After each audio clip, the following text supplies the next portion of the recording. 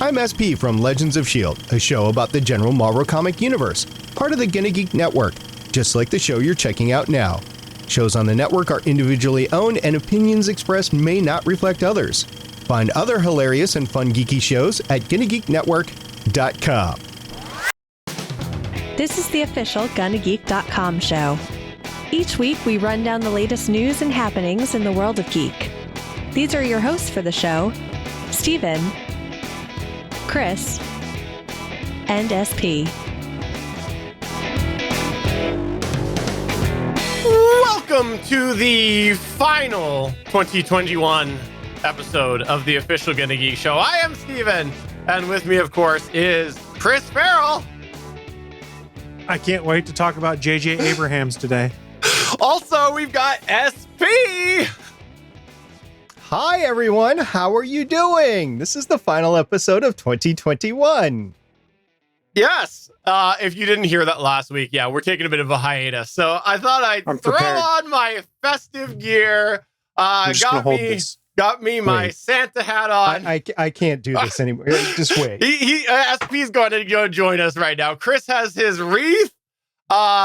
And for the audio listener, SP is reaching into the abyss of the desk and he is grabbing his Santa hat. And there we go. He's got it. He's got it there right now. Managed to convince all of you guys to put on some Christmas stuff in September. Mission accomplished. I think our live chat's probably leaving us right now. By the way, it's way too warm of weather, even though it was raining today. It's way too warm of weather to be wearing a Santa hat right now. Like, this is way too early. Well, some of us actually have air conditioning, so we can make it cool. We can make it snow in the podcast studio here. Oh, and Chris has now put on his lighted hat. This went way better than I thought. These guys I thought would ridicule me. But no, they have just decided to join. So this is because Chris doesn't clean up his studio, and all of this stuff was sitting stacked up behind my desk, ready for Christmas. I've been lamenting not having a special this year. So yeah, if this is going to be it, let's do it. Hey, I want to give a shout out right now. This is a year. Less than a year. I guess we'll call it a year. We'll pretend it's December. A year in the making. I am wearing a geeky jersey. That is a Christmas jersey. And I want to say right now, credit where credit is due, is last year in 2020, we finished doing our Gonna Geek show a couple weeks before Christmas, just like we always do. We pre-record an episode, all of that stuff there. And yeah, it was like, I think the day before Christmas, I got a package in the mail. And this was actually something that SP sent. So this is the premiere of the Geeky Jersey Christmas jersey, which I believe was intended to be the 2020 debut. But hey, that's what 2020 did, was just screwed up everything. Yeah, you buy those things and they show up like 6-9 months later. I think I had one show up like 14 months later after I purchased it. But it was the pandemic, 2020. And even though they make those Geeky jerseys, that's the brand, by the way, geekyjerseys.com. Even though they are made in Canada, in Toronto, it took forever to get to Steven last year because of the shipping issues, which we're probably going to get again this year. But I just want to say, Steven, Merry Christmas, and I'm glad you got your Christmas garb for this year. Well, anyways, I thank you and I enjoy it. Not a lot of time last year to wear it, but I will be wearing it all over December when it's much more comfortable weather, not 25 degrees in my studio. But hey, yes. 25 degrees, that's ice time. Fair enough.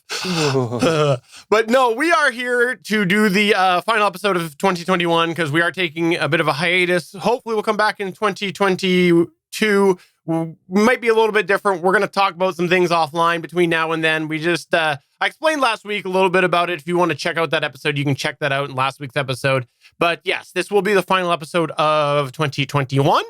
And we'll probably say a few things at the end, but I just wanted to right now mention that it's Christmas. Spoiler alert, the news show will be done in a strip club. What? Yep. So recording live from the club. Andrew's going to produce it now?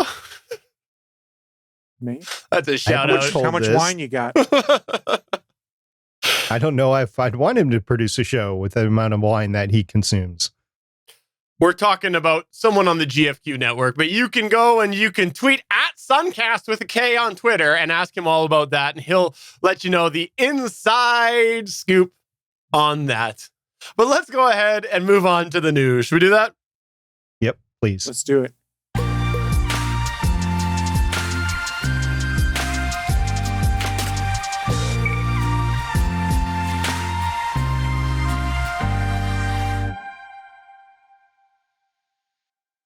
All right, let's kick this all off with some Babylon 5 news. There's Babylon 5 news? Or are you going to babble about Babylon 5 news? Haha.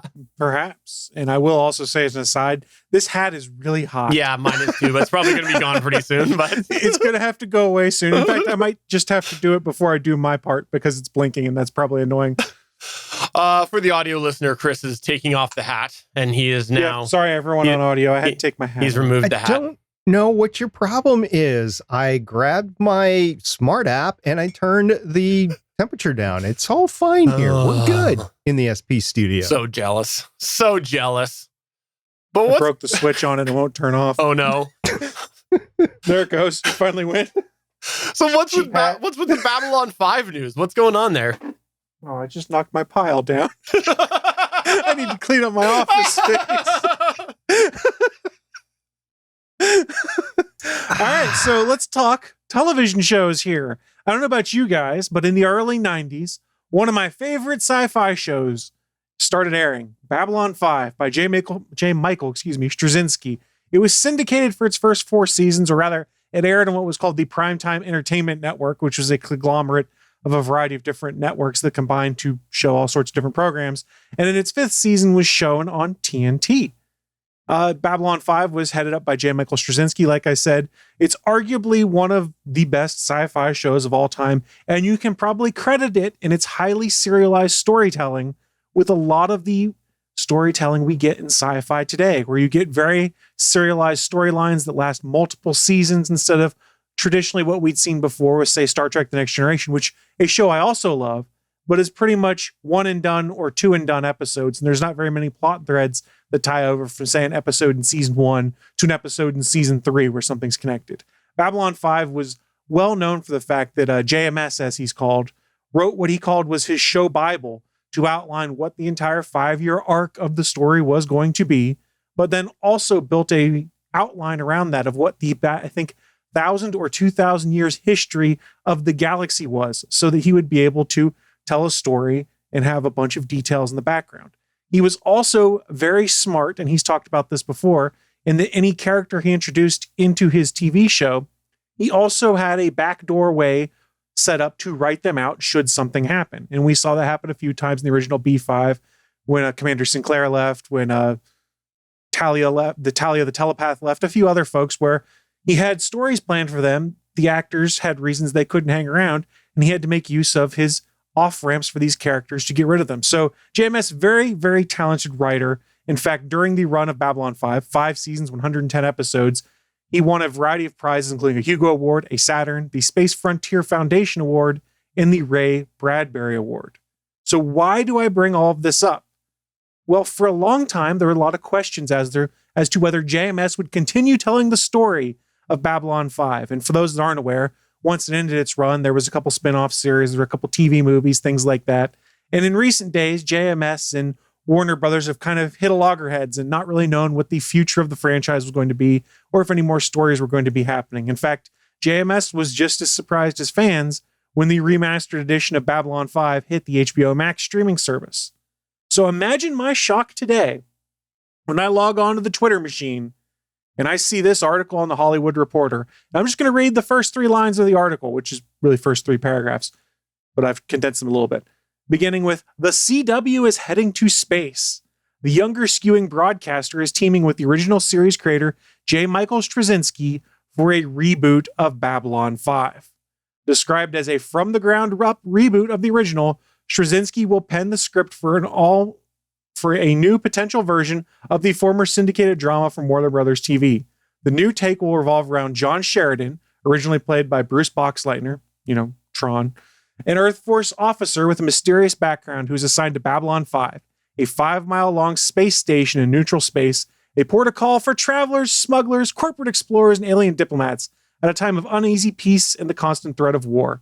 His arrival triggers a destiny beyond anything he could have imagined, as an exploratory Earth company accidentally triggers a conflict with a civilization millions of years ahead of us, putting Sheridan and the rest of the B5 crew in the line of fire as the last best hope for the survival of the human race. Now, this sounds very familiar to what the plot was of the original B5 arc, but my guess is they'll be doing something different. So it's not, if you've seen the original series, you probably won't know exactly what is going on. We were all surprised by this, but I was also, continuing the surprise trend, pretty surprised to see that the original cast of Babylon 5, of which sadly not a lot remains, they've been hit hard by a lot of people passing due to health issues and things like that, they've all been in the loop. How do I know that? Because I saw Claudia Christian, who played Captain Susan Ivanova in the series, post on Twitter. I know some of you saw the announcement that WB is doing a B5 reboot series. And I know you have a lot of questions for me, are you playing Ivanova? Are there going to be telepaths? What year is this taking place? Well, folks, I know nothing. Zip, nada. Joe has kept us in the loop from day one on this because he wants us involved with the show, but we have no idea at this time what's in the script or what the story is. Only Joe knows that for now, so you should go bug him about it. He won't tell you, but the results should be amusing. I personally am grateful that I will once again be uttering the great maker's fabulous dialogue, but I know not what that will entail. Exciting, eh? So while the CW has not officially picked this up, it's just a pilot order, I am cautiously optimistic because I'm a big fan of JMS, I'm a big fan of Babylon 5, but I'm also very curious to see how this reboot is going to work to give us more of a modern, newer take on B5, but also how they tailor it to the slightly younger skewing CW audience. That might be more of my concern, is how they're going to tailor that, but who knows? It could be really good. JMS is involved. He wrote almost the entire original scripts for Babylon 5. He's gone on to write other things like Sense8 and other series that also skewed younger in some regards. So this could be a rousing success, or they could break my heart and there's just a pilot filmed and nothing comes of it. But hey guys, Babylon 5 reboot may be coming. Hopefully you guys are excited as I am. Well, I will start off by saying I've never actually watched Babylon 5, so I will have to watch that at some point. However, it's so fun. I think this sounds promising. The CW has had a great track record for taking material and not driving it into the ground as well. Recent years with doing pilots like Powerpuff Girls and things like that. And, things are just going really well over there at the CW. But no, kidding aside, I do question, I think whenever the CW, whenever they come up with a show at this point, you need to think there's going to be teen angst and things like that in there. However, we don't know. Maybe they are looking to evolve again. Because if you remember, Arrow did not start off in the CW way. It was not teen angsty at first. It was later seasons, and even the first seasons of The Flash really wasn't. It got rapidly more CW-y as things went on. Arrow was sort of looked at as, maybe they're turning a new stone or turning a new page on the CW. And Superman and Lois, I have to say, while there are teen angsty elements in it, it's not really CW teen angsty elements. It's elements that make sense given the plot of Superman and Lois. It is not the CW teen angst that we know. So we'll see. They might go in trash season 2 with Superman and Lois, but that's a series right there that I think shows that potentially maybe they won't do that with Babylon 5 because, again, Arrow at one point was the outlier on the CW network, and maybe we'll get that with Babylon 5, but I wouldn't hold your breath. No comment, SP? Well, you undercut one of my arguments there, and I'll let you have what you're going to say. Okay, whatever. We'll see. We'll see what the truth is. I don't plan on watching it if it's on the CW, just the same as I don't plan on watching anything that's genre-related on NBC or Sci-Fi for all those same reasons. But let me help you out here since you never watched Babylon 5. It was this phenomenal series. The lead was Kevin Sorbo. It was great. That's Andromeda. Yeah. Oh. Well, there was this phenomenal series. The lead was Ben Browder. No, That's Farscape. Farscape. Oh. But the lead was Nathan Fillion, is what you're about to say next, right? No, the lead was Richard Dean Anderson. It was actually, it was an ensemble cast, but Richard Dean Anderson was in there. I thought it was Joe Flanagan. I thought it was Jerry Seinfeld. Edward James Olmos. You've seen him, right? Edward The old Norton? man himself. Okay, yeah. So yeah, I have not seen Babylon 5 either, and it's not for the lack of not wanting to. It's because I just haven't had time. And even though we've been in this pandemic for a year and a half, I have been catching up with a lot of things. I have seen different episodes on Babylon 5 as it was being rerun on Sci-Fi back in the day, not Skiffy, but Sci-Fi back in the day. And it interests me, but I always was like, okay, I want to pick this up from episode 1. And I just didn't get into it the way I did Stargate SG-1, the Battlestar Galactica series, that sort of thing. So I would be interested in picking this up in a rewatch, as well as all of those series that I just said, Farscape and Andromeda and everything else. And I know it's cheesy. Just today on, I forget if it was on AMC, but they were playing Aliens. And I was watching the graphics on the movie Aliens. Now, the movie Aliens was pretty big back in the time, but the scene with the dropship coming down to the planet, that was really, really cheesy whenever they showed the dropship with the backdrop of the sky in there and everything. And so it's just, you go back to stuff that you thought was really good and you're like, it doesn't hold a candle for today. So reboot's not necessarily a bad thing. I do question whether you want to reboot it with the original cast. I know Star Trek The Next Generation. I know, I get it. So Star Trek The Next Generation had a lot of the original cast come over either as their own selves or they played somebody else. So I know it's possible, but I doubt that they're bringing them back as their original characters. Now you might just have some cameos of Bruce Boxleitner as another character in the show, similar to how we had Richard Hatch in not Babylon 5, in Battlestar Galactica as Tom Zarek, and then as the original Captain Apollo. I think it's along those kind of lines of what they're doing. And in this case, Bruce is acting. He's all over the Hallmark Channel, so he is active. Mm-hmm. Bruce Boxleitner has been very active in both the convention community and in continuing his career. In fact, a lot of these guys have continued to do stuff and kept acting. It's just, like I mentioned earlier, the original cast has been hit very hard by people passing away. And if you remember, though, like the CW formula, early days of the Arrowverse, what was not to bring them as their original character. They would make new characters for them, even like John Wesley Shipp, right? Like he was not his original character. So originally, until they went to Crisis. Yeah, exactly. So I think there is precedent there to think that could be the way that they go. But hey, you know what? If this moves forward, I guess maybe I'll have to throw Babylon 5 on my watch list. We'll see. I don't know where it's streaming in Canada right now. I'm sure I can find it.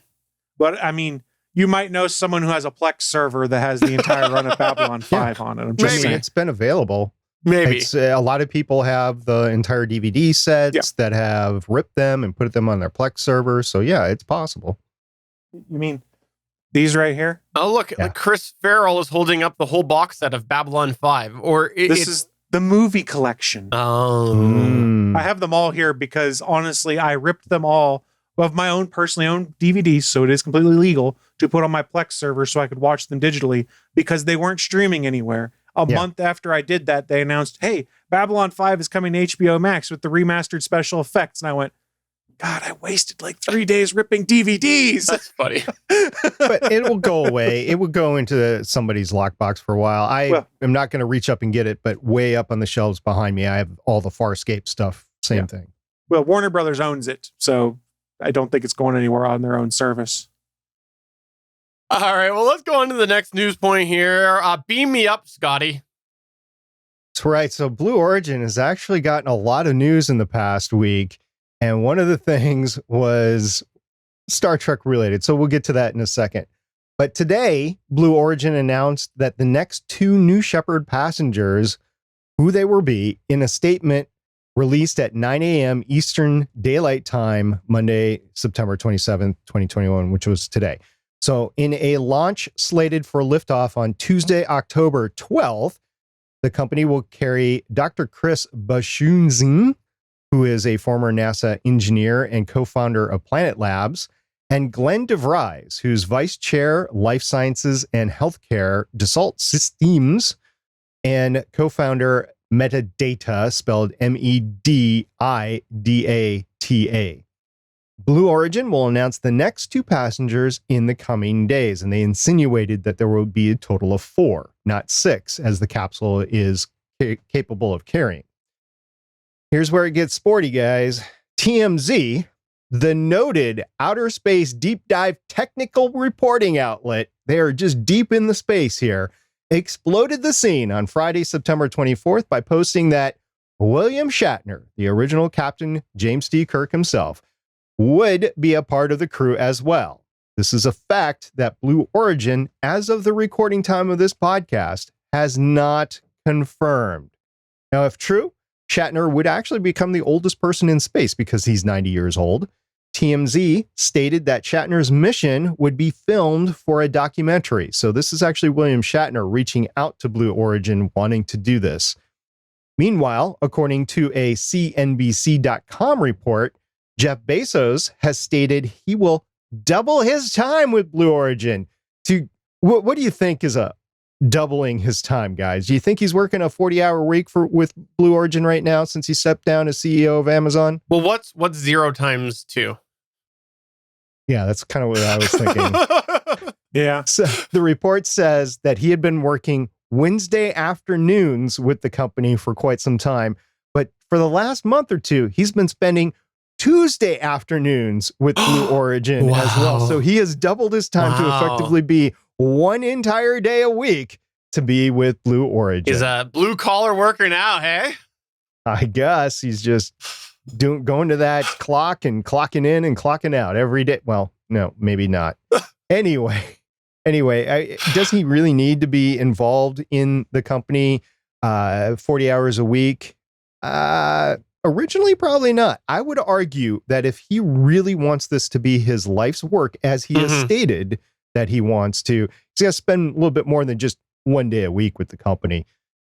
But I think that his involvement in the company, as well as the company's precarious standing in the news, in legal stance, in contract winnings and earnings right now, I think this whole Shatner thing is meant to explode on the scene, and TMZ scooped everybody. So he's probably not happy. I don't know. Maybe he's happy. Maybe he's the one that leaked it. I don't know. But I would expect this to come out. And maybe it hasn't come out yet because he hasn't passed the physical needed in order to do it. Let's face it. He's 90 years old. You got to make sure the ticker is good enough to handle 3 to 6 Gs. You have to make sure that he's going to have the ability to make it up and down their steps. What was it, like 90 seconds? I can't remember what it was.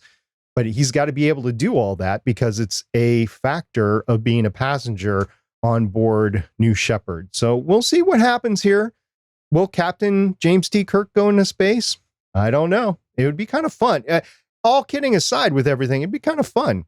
Now, I did some peripheral research into William Shatner, into his self-worth. And apparently, the just surface level information that I got says he's worth probably about $100 million. So if that's true, he could afford to do this on his own. It would be a substantial chunk of his self-worth, but he could possibly pay for it.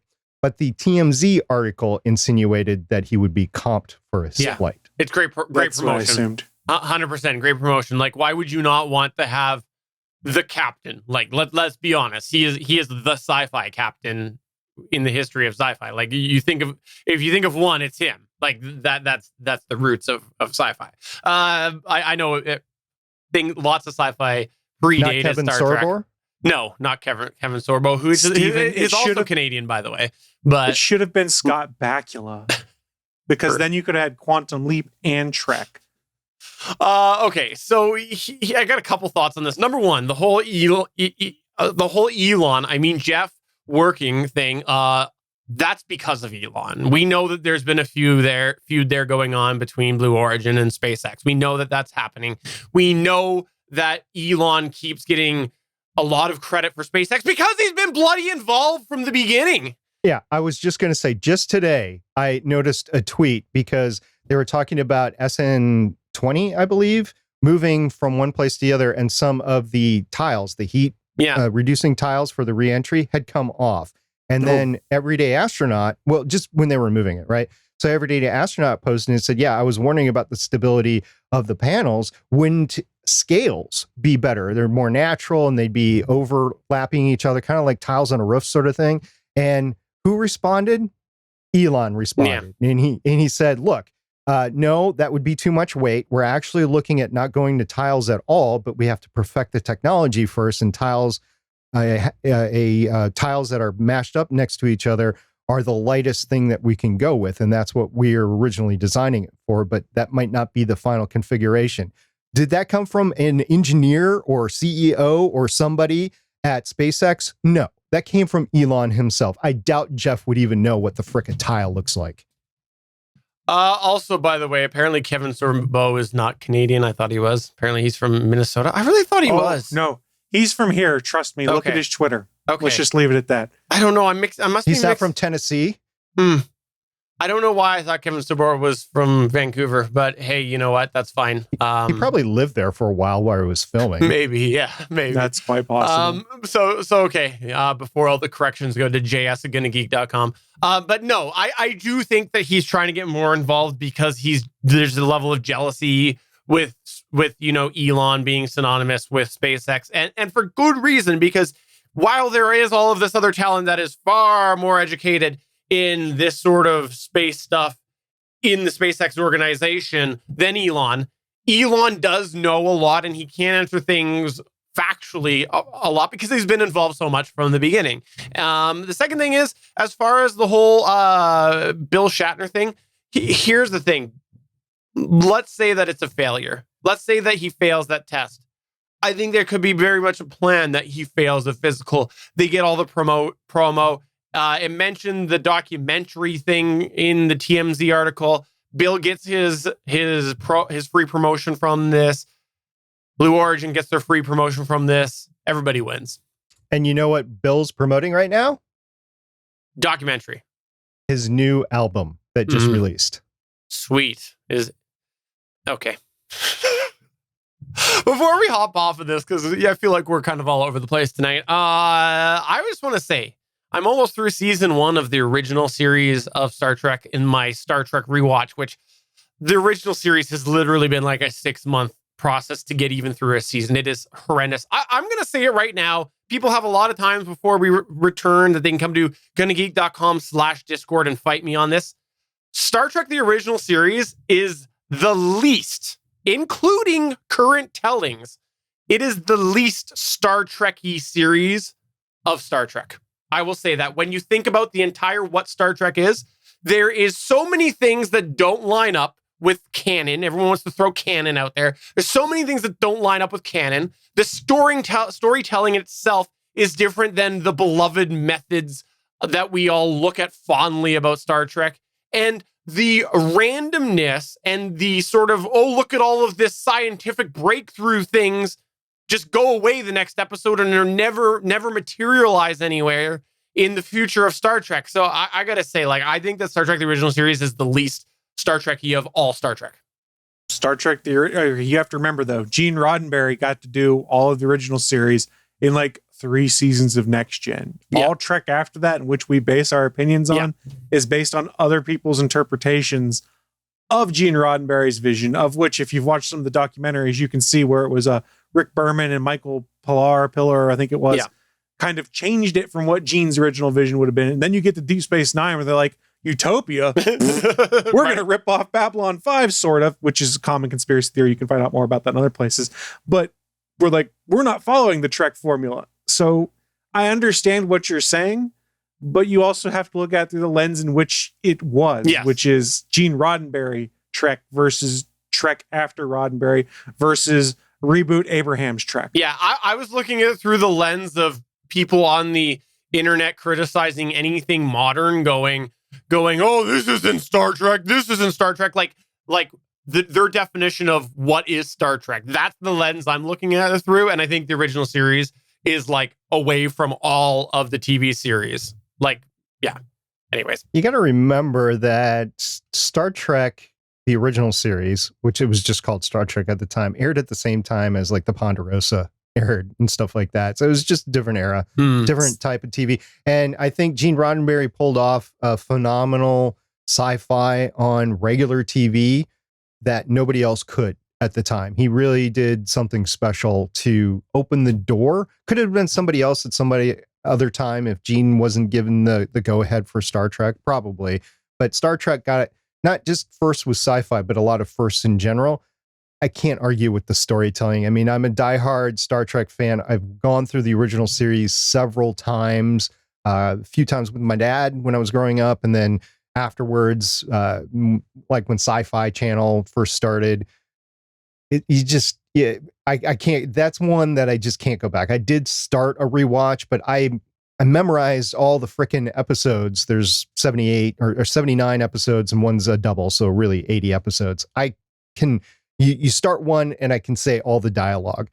Does it make it a great show? No, not anymore. At the time, yes, but not anymore. So it's the same as going back and watching stupid shows like The Greatest American Hero or the original Battlestar Galactica. It just doesn't hold a candle to what you can do today. And the important thing is they took Roddenberry Trek movies away from him because the motion picture is terrible, and I'll fight you guys about it. 100%. To say Wrath of Khan's the best. Yeah, motion picture sucks. Which Wrath of Khan? Not the Abrahams one. Okay. And for those that are wondering why I'm calling J.J. Abrams J.J. Abrahams, this is a callback to hundreds of episodes back where we just let JS keep calling him J.J. Abrahams and kept smirking to ourselves before we finally went, "You mean J.J. Abrams?" And he gave us a dirty, dirty look and probably cursed at us. I rewatching, the J.J. Abrahams movies. I obviously have more. I've mentioned it. I have more issues now than I used to. I even think that those are more quote Star Trek-y than the original series. And I'll die on this hill that Star Trek Beyond is the best of the reboot movies. 100%. 100%. Yep. All right, well, let's go on to the next news point here, which is all about the USB-C port, because the European Commission has presented legislation that would possibly compel those not using the USB-C port to use the USB-C port on their products. The proposal, known as a directive, would force all consumer electronics manufacturers who sell devices in Europe to ensure that all smartphones, tablets, cameras, headphones, portable speakers, handheld video game consoles make sure that they are using a USB-C port to charge said device. They're calling it the, quote, common port, which would, like I said, affect companies that are not using the USB-C port. Who might that be? Well, obviously they're targeting here Apple. But let's be real here. They're the outlier here. You still have some that are using micro USB, but this is what they're targeting. Is they're targeting Apple with their Lightning port. This is not new though, because back in God, when was this? This was, I think, 2019. They had done similar legal push to do it, but it never ended up going anywhere. The big idea behind this is that they could possibly reduce waste and have other environmental benefits. Yeah, they reduced waste by taking our power bricks out of all these phones. Yeah, I know. I was going to say, very helpful. That's just buzzwords right there. I just want to know what you guys think of this. Do you think that it matters? And also, do you think that Apple might be close to giving in if there is legal legislation somewhere? Because I think like a few years ago, it made sense. Like even a couple of years ago, you're kind of like, yeah, I think Apple's just going to hold their ground and see how that all works out because they're a behemoth. But with some of the USB-C working ins that they have been bringing, even when it's been like a Lightning to a USB-C cord, or isn't it the iPad Pro has USB-C? Like they're kind of been dipping their toes in the USB-C pond, so to speak. Yeah, they're using it. Like my MacBook Air has 2 USB-C ports on it, things like that. They call it the Thunderbolt part, right? But the latest announcement, the iPad Mini got a USB-C, but the iPhone 13 is still Lightning. Right. Yeah, I don't understand their reasoning there. My guess is they're going to die on this hill until they get rid of that port altogether and go to all wireless charging, like has been rumored as something that Apple's pursuing, to basically have the portless phone. We've had that rumor come through. In fact, I believe we've reported it on this show before. So yeah, okay, the EU is going to keep pushing that, and eventually Apple's going to be like, yeah, no, we're just going to make the portless phone. Here you go. A few things here. First of all, I forgot to do the research, but I know there's countries that have laws that state that you have to include a charging block in the phone. And I know Apple's had to comply with that. So that's one. Two, even if you mandate USB-C, there's going to be another cord at some point in time in the future that's going to transmit more data, more power, whatever. So the law is going to be antiquated in of itself because the companies are just going to go with either a new cord or no cord at all. And then third of all, with the USB-C port in Apple, I think that the next evolution with Apple, and this is just me being a prognosticator right now, and I've been wrong often before, but I think their next thing looking forward will probably be a foldable phone. I don't know if that will include any sort of charging port or not. They might want to go wireless with that to reduce the amount of total movable parts or functional parts on it or something like that. And I don't think that's going to be next year. I think we're 2 years out for that. I think we had a conversation on that either last week or the week before. So I think that's where Apple is going to strive for in the future, not necessarily concern themselves about this. But I do think it's really funny you having these phones which connect to computers, which connect to cars, which connect to charger ports. And I just think it's funny that they say, oh, no, we're not going to include a charger. Or we're not going to include a cord, or we have to have our own cord that we're going to spend $18 million for. Listen, if it's going to be a USB-C cord, make the best gosh darn USB-C cord out there so that everybody comes to you to buy their USB-C cord. Don't try to game the system and do your own like lightning cord. Heck, sitting next to me right here, I have one of the 30 port cords that I still connect my iPod Classic to on my computer because I can take it into work. So there you go. Yeah, I think you bring up some good points. In our chat, they're also bringing up the idea of going inductive charging. We'll see. I think there's still a little bit of slowness on that, especially when you look at where the current generation of wired charging is.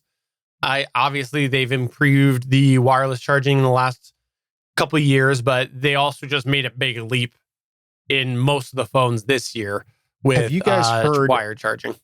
Have you guys heard of this whole room charging where anywhere in a room will charge it? I mean, I would worry about some radiation exposure with that. Microwaving my own flesh. Yes. Yeah. That's okay. I can get by. Moving on to the next news point here, we've got The Witcher news. Yes, we do. And sorry, I was writing a comment in the chat room. So for those of you guys that are unaware, Netflix has a television program called The Witcher. We got season 1 a year and a half, 2 years ago. And it is also based off of an award-winning series of books. I will not try and say the author's name because my Polish is terrible, but you can look it up and find it for yourself. But it is also created a variety of video games, one of which is The Witcher 3 that a lot of people love. So there is a lot of hype and excitement around The Witcher Netflix series, and I watched it. I really enjoyed it a lot. I don't know, did you guys watch The Witcher series? I haven't caught it yet, but I know that my co-hosts on Legends of S.H.I.E.L.D. really recommend it. Witcher series? Yes, with Henry Cavill as Geralt of Rivia. Which Witcher series are you talking about? I see what you're doing now. No, I haven't seen The Witcher.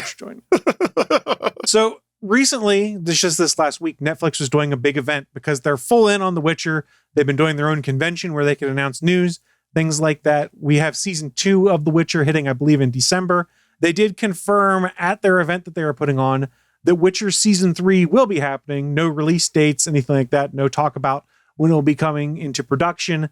But they did also say they will continue to expand what they're doing around The Witcher by doing a second anime film. And then also, this is the one that surprised me, a series designed for kids and families set in the same world. Very, very interesting to me. They also shared some trailers and some clips from season 2 of The Witcher that'll debut on the 17th of December. And then they did some behind the scenes looks at The Witcher Blood Origin, the live action prequel series they'll be doing. They've gone all in. If you like The Witcher, Netflix is like, we got one Witcher. We'll give you all the other Witcher content you want. I think it's a positive sign for folks because at this point in time, if Netflix is going to commit to all of these series and all of these movies and things like that, their support's not going anywhere anytime soon. So they're going to make it one of their tentpole franchises. So short story, but enough to say that, hey, The Witcher, it's sticking around. It's now a tentpole franchise for Netflix. Netflix has abandoned whole IPs before. I mean, the various business reasons behind those decisions. So saying that Netflix is all behind The Witcher and it's not going anywhere ever, that's a little strong statement. I did not say ever, caveat. We should also keep in mind that it was also their most watched series they've ever put out. So it's in pretty good shape right now. They've had other IPs in that pole position before. There was a little, I don't know, political drama that occurred.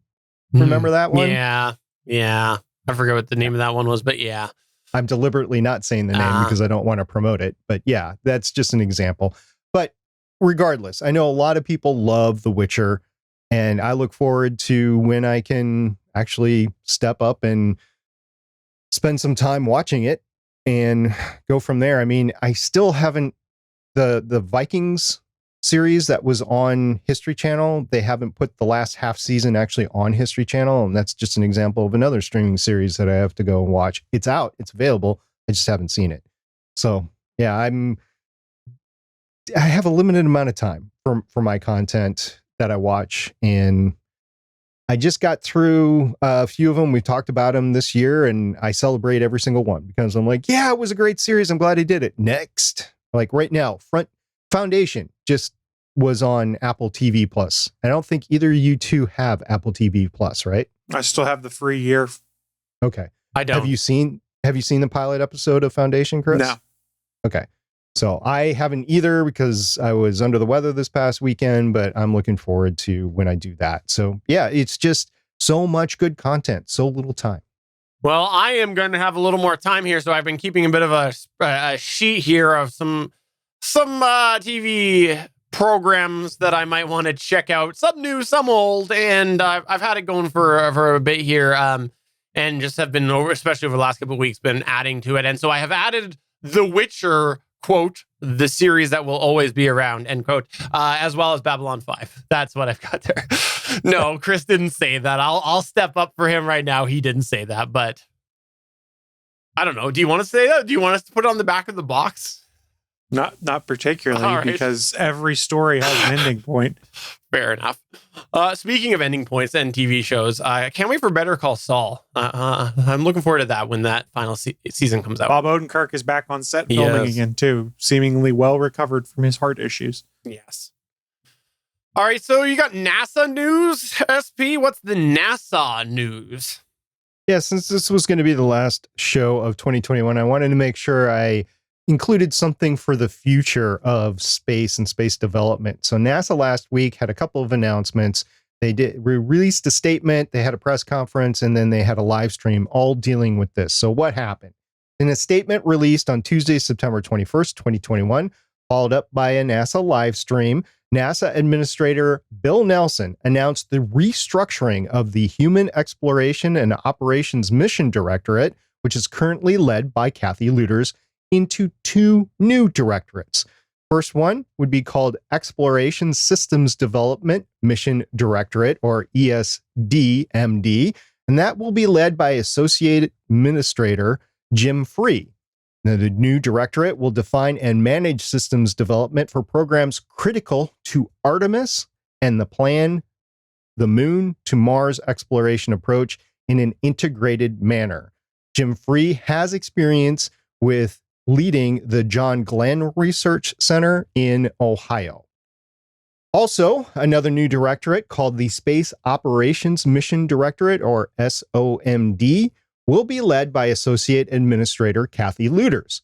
Now, this directorate will focus on launch and space operations, including the International Space Station, the commercialization of low Earth orbit, and eventually sustaining operations on and around the Moon. And the statement had a quote here. So, quote, creating 2 separate mission directorates will ensure these critical areas have focused oversight teams in place to support and execute for mission success. This approach, with 2 areas focused on human spaceflight, allows one mission directorate to operate in space while the other builds future space systems.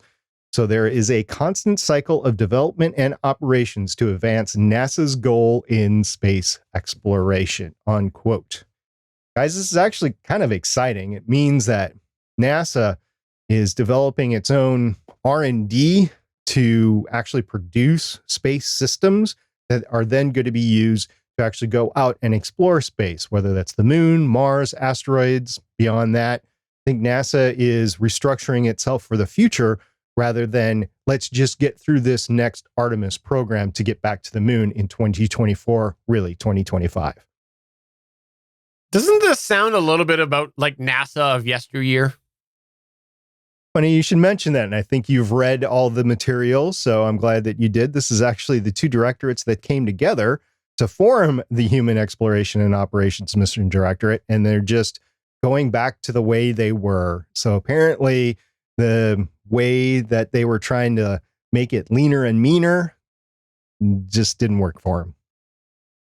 Okay, do you think though that this formula has a place in modern space development as we have it right now in 2021? Because like it feels like maybe it isn't leveraging the current climate of space development. Well, let's just take the United States Air Force as an example, right? So the United States Air Force has the Air Force Research Laboratory, and that's really stuff in its not infancy, but you're taking concepts and you're applying them to be developed to something. They also have the LCMC, which is their next step where they actually look at aircraft development. So like think of the next generation F-22, the next generation tanker, bomber, whatever it is. That's all done within that different directorate. And then you've got the actual numbered air forces that go out and actually operate this sort of stuff. So applying that model to NASA, outside of NASA, you have DARPA, which acts kind of like the way that AFRL operates for the Air Force. And then you have the Mission Directorate for the Space Operations Mission Directorate. That's like LCMC is for the Air Force. And then you have the Exploration Systems Development Mission Directorate, which is like the numbered air forces. So this system already works for the United States government within the United States Air Force. And as we all know, government is a lean, mean decision-making machine. Well, and that is why the commercialization of space is so important. So the United States Air Force does not develop the next generation 747, 737, 777, Airbus 380, any of that stuff. The Air Force does not. That is developed by companies. So Boeing and McDonnell Douglas, now Lockheed, and all of those, Airbus, they develop the airliners. So that would be equivalent to Blue Origin or SpaceX or Dynetics or any of those systems creators out there. So yeah, it's a model that does work. It might not be the best, but it is what we have to work from today. And then hopefully as things start to explode, no pun intended, throughout the solar system, and this gets bigger and bigger and bigger, and we got more companies involved and newer technologies that make it even cheaper and faster, then I think the model will have to change at that point. Makes sense. Keep doing the thing that we've been doing because we've been doing the thing. Well, SpaceX is making it happen right now underneath that thing, so Fair I can't enough. argue with their success. Fair enough. It's the G-force thing. Haha. Anyways, You're trying to overcome inertia. All right, let's go to the last news point here, which is all about EVs. I had to end 2021 with an EV news article because we love talking about EVs on the Gonna Geek Show. This is one of the things that I really like when we get into a good, thick EV conversation, and this one won't be one. But hey, let's end 2021 with an EV news point. Ford and South Korean battery manufacturer SK Innovation are going to be investing $11 billion to build several new factories in the Tennessee and Kentucky areas. This is going to be focused primarily on development and production of electric vehicles and the batteries that power them. Yes, they are looking to build factories for building batteries, because obviously if that's a big part of EVs, you need to be able to build said batteries. And these new facilities that Ford are building are apparently going to be built completely new from scratch. And this is the first from scratch new facilities that Ford has built in over 50 years. So it's been a while since they've built from scratch new facilities. And the Tennessee plant is going to be a, quote, mega campus, end quote, that will house the vehicle production facility for the F-Series pickup trucks. You know, the ones that are rivaling the Cybertruck that SP has put a pre-order on. As well, there will be a battery assembly division, and the twin factories in Kentucky will, well, I should know how to say that. I love Kentucky Fried Chicken. Kentucky will be solely focused on the lithium-ion batteries being built there. Quote, this is a new Ford, end quote, said CEO Jim Farley. Quote, this is show, not tell time, end quote. How do you like that phrase? I think it's very telling that they have not disclosed any new plans to go in West Virginia. Well, the bigger consideration here is, and I sort of get what you're getting at, and I'll take the bait. It's great they're building this new battery tech and want to invest in that. You know what they didn't tell me in any of these press releases? Where the hell I'm going to charge my new Ford F-150 Lightning truck at, because they don't have the infrastructure yet, and their partnership with Electrify America is great if your state has Electrify America in it. Oh, wait, my state doesn't have any Electrify America charging stations in it. Yeah. That's okay. You can use coal to charge it. Well, I mean, Tesla is opening up their network, so in theory, you could charge your Ford Lightning truck on the Tesla supercharger at some point in time. But this is progress. This is good stuff. It's good they want to invest in that. EVs are the way of the future at some point in time, whether people want to deny it or not. But the problem still is and will continue to be, and the only people really addressing it, and I'm not being a Tesla fanboy saying this, is Tesla, because they built the network and the vehicles at the same time, and everyone else is like, well, we're going to glom on to someone else's network to make this happen instead of making an investment in infrastructure to cause things to work. I'm excited as hell that they're going to make new batteries and smarter batteries. I just have no way to charge it other than at my house. I think it's important to remember Tesla's position good now, but the way Tesla's ballooning, they may not be able to keep up with what is needed for the supercharger networks, because you look at where they have them, and a lot of times they are in a section of a parking lot. They're not going to be able to take over that whole parking lot. Like, it won't happen because they're often positioned in non-owned property. So at the moment, they're positioned for that. But there is also the whole commuter aspect, which a large portion of people do use their vehicles for. They don't use them for traveling across the country. They use them on a daily basis to get to work and back, and they can charge in their house. So I agree. I think it's a big problem that needs to be addressed. I think there's the whole question if people only have one vehicle, but in two vehicle households where you've got for a while, you can straddle the one gas vehicle, the one EV vehicle. I don't know that the long haul driving is as big of a concern as we think it is. I have some other concerns for Ford F-150s. Predominantly, we're not thinking in terms of a work truck, which a lot of these trucks actually will be used for. Ford's actually been promoting them as a work truck. You can take it out to your job site and then use the battery to power your tools, thus draining your battery. So you might not have enough battery to get to the job site and then use it in the job site and then return home, because you've been using the battery the entire time, maybe even to power the home under construction, as Ford has indicated that it is capable of doing to an existing home anyway. So there is that aspect to it. Another aspect, I can't remember if I told you guys about this, and I certainly probably didn't mention it on the podcast. On my way to Podcast Movement 2021 in Nashville, Tennessee, a couple of months ago, I drove by the Kentucky Speedway. That's about halfway between Cincinnati and Louisville. In that speedway, it was chock full. Every single parking spot, the speedway itself, I could see it from the highway, was chock full of Ford trucks just sitting there, doing nothing but sitting there. And that's the whole manufacturing issue or whatever. But it kind of surprised me that there's that many trucks being sold in America, just able to take over an entire speedway, the parking, the actual racetrack itself, all the infields, everything. It was just a massive field of Ford F-150s. So if we do get these new Ford F-150s, these EV F-150s, EF-150s, I think they're being called, whatever. If we do get them, there's just going to have to be a charging network that is built up to support them. If Ford doesn't do it, then somebody else is going to, because you're going to make a lot of money off of it. That's just my 2 cents there. And there's a lot of reliance here in the United States in pending legislation where the government will help support EV rollout. But who knows how much that'll actually end up being when negotiations are done, things like that. So it'll be very interesting to see how that happens and the future of EVs for EV expansion in the United States. Let me put it that way. It kind of depends on building out a network.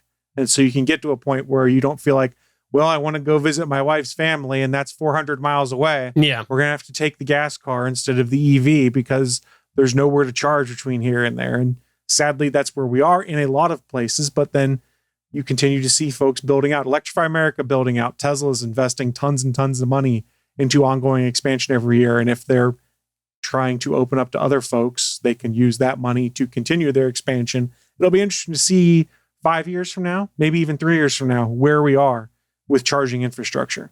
No, and I want to just hit on a couple quick points on the idea of going to a job site and using it. The F-150, I got to say, I don't know it's going to be as big of a concern as we kind of think it is, because one of the aspects of the F-150 that they're actually touting is that they're touting it as backup power for your home. And they're saying like basically up to 3 days worth of power.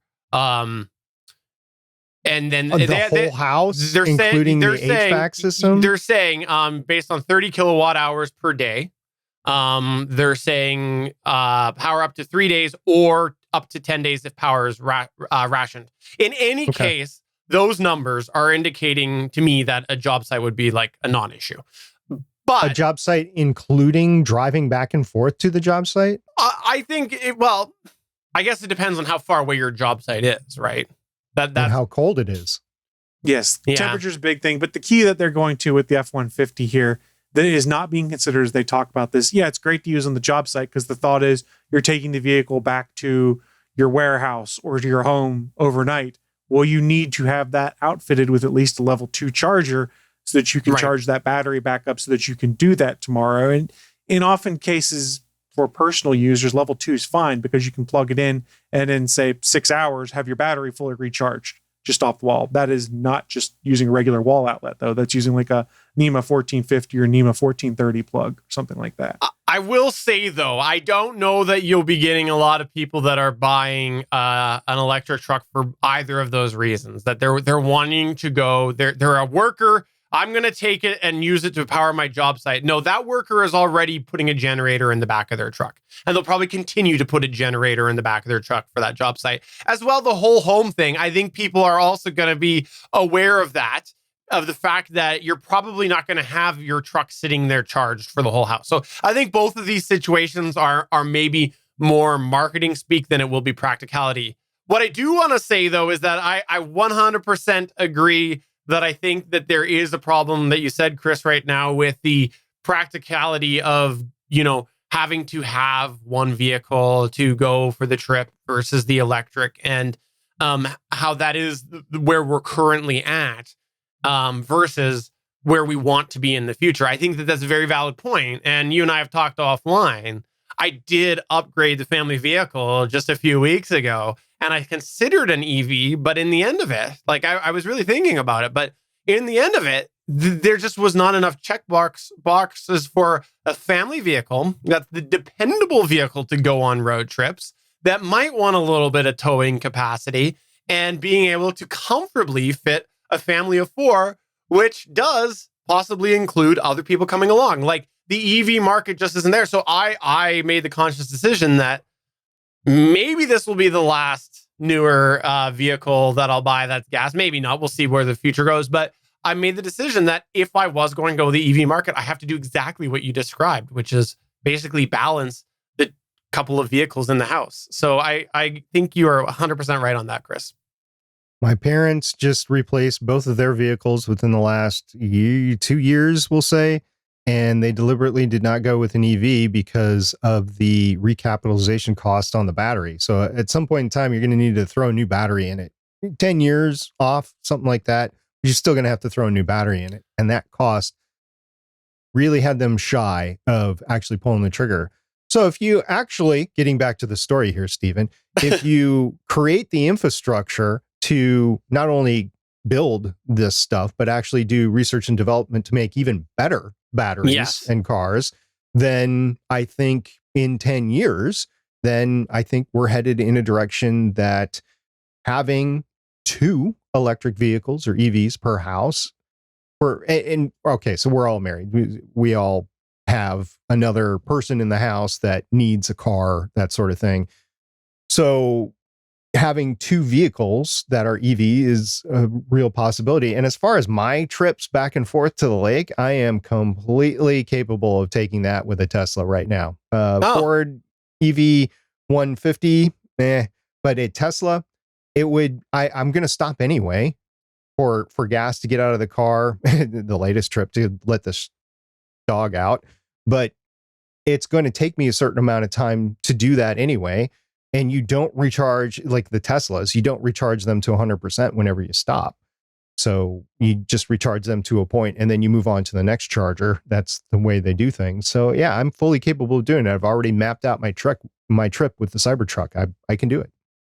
On the note of the batteries, I am curious to see where we go, because like in this information, Ford was talking about building lithium-ion batteries. I'm curious how much longer we have of lithium-ion batteries for the EV market. There's been other big battery markets that are switching over to lithium iron phosphate, I think it is. And so a lot of marine batteries are like that. Yeah. So I'm curious to see where we go with that. The new short-range Tesla Model 3, I believe, is using a lithium-ion phosphate battery. It's the formula they were using in China, and then when they wanted to get orders through here, they're asking people to accept that version battery here in the States. And I guess one of the advantages of the new Tesla battery is you can charge it to 100% and it's happy. It's not like with the majority of their batteries now where they say, charge it to 100 if you're going on a road trip, but you don't want to stay at 100 for long because the battery doesn't like it. Did you guys read a story? I don't think I sent it to you guys. A story on China's EV market and the hundreds of manufacturers that they have over there for different EVs. That's fascinating. China as a company, they wanted to. So all the provinces, I forget what they're called exactly. All the provinces wanted to really invest in it because it was a big growing market, right? So they had dozens in each province of new quote unquote companies. You know, the company is a term that's loosely used in China, but they had dozens of these companies in each province, which led to hundreds of EV manufacturing companies. And a lot of them are going bankrupt right now just because there's just not enough market for everybody and not everybody was successful with it. But the ones that do come out of it have succeeded and have innovated to the point where they have really good stuff. I'm really looking forward to the future technology coming out of China in terms of EVs, because I think the process that they've had to go through will be completely different than the process that we've had to go through in the United States, because you're dealing with all of these mega lobbyist corporations like Ford, Mopar, and GM that have prevented startups, quote unquote startups like Tesla, from really gaining a huge hold on the market. Interesting. Also, I think that on the battery front, there's a bit of a chat in our Discord in our Discord/Twitch chat going on about the idea of creating more EV infrastructure versus more battery development and where that balance is. I just got to say, I think obviously the solution for EV batteries is to just do what the Chevy Bolt uses. Those seem reliable. Yeah. Yeah.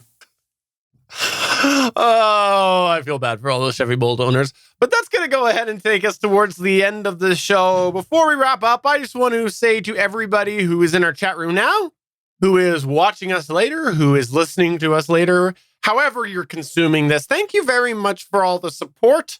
Thank you for everything. We do hope to come back in some form in 2022. Like I said, keep your ears out towards the end of the year / early 2022. We'll have an update one way or another.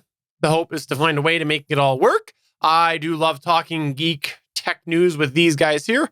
I've mentioned last time some of the things got to figure out in my life and whatnot. I like talking space news with these guys. I like talking about EV news with these guys. I like talking all sorts of geeky topics on this, and we'll see what we can figure out.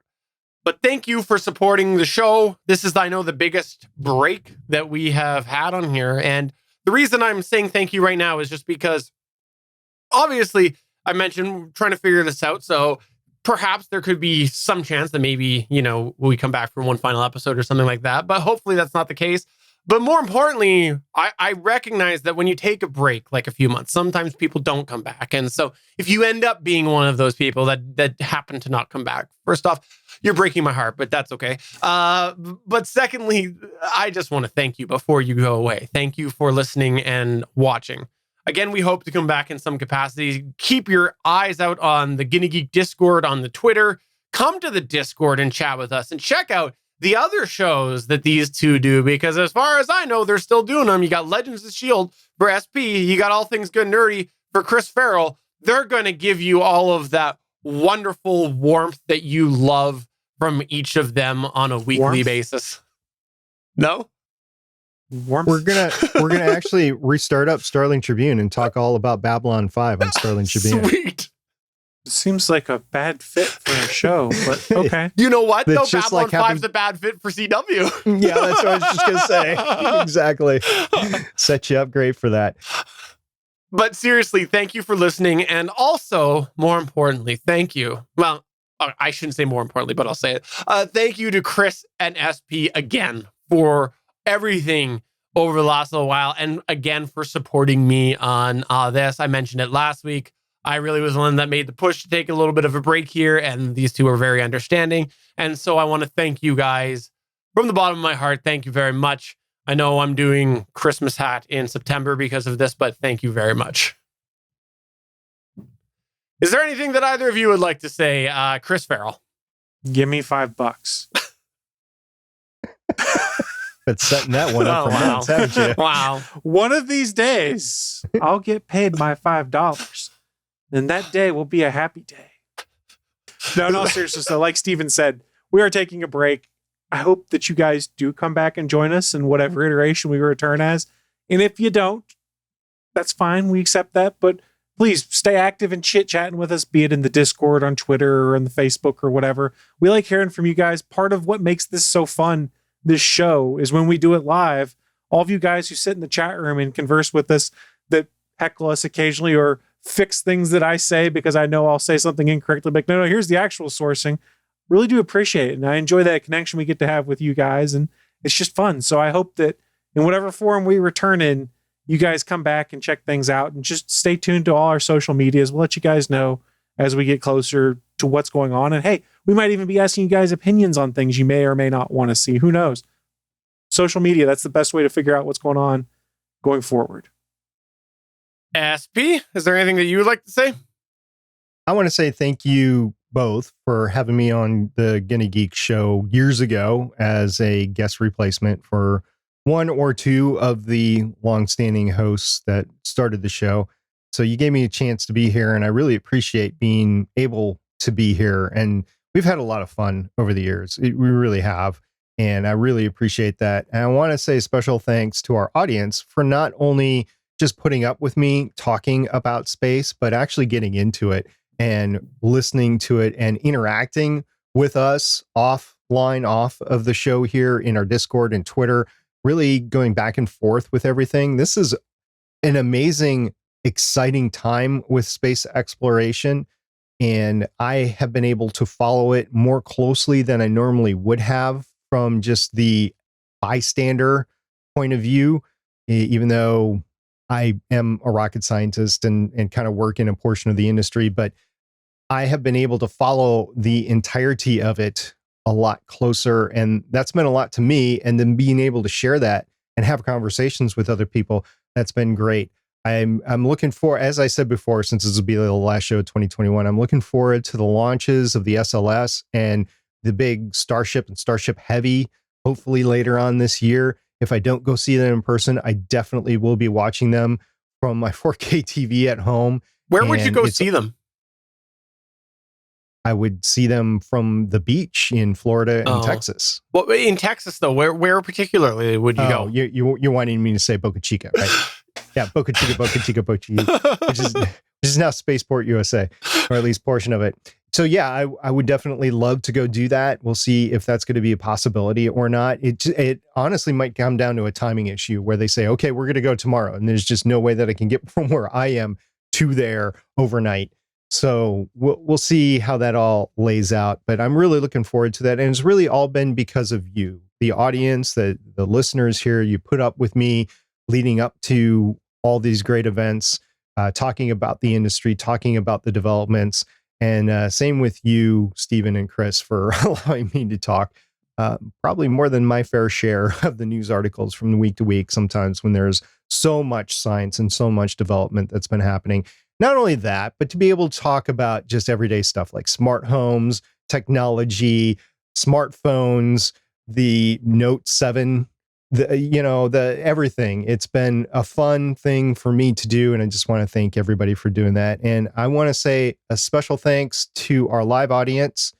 You guys have been really fun just to read the chat while I'm actually recording. I can't all the time interact with the live chat, but I can guarantee you I read everything that you are saying, and it has been hilarious. So thank you for being there. I really appreciate that.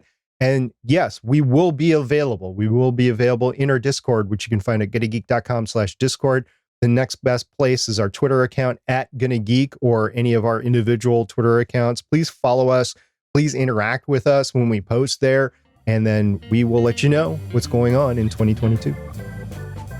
Awesome. So for episode number 393 of the official Gonna Geek Show, I'm Stephen John Drew saying, for those of you who watched the video, you noticed at the end, it said 2020, the whole 2021. I'm SB saying thank you very much, everybody. Bye. I'm Chris, and I stole my GD $5. Bye.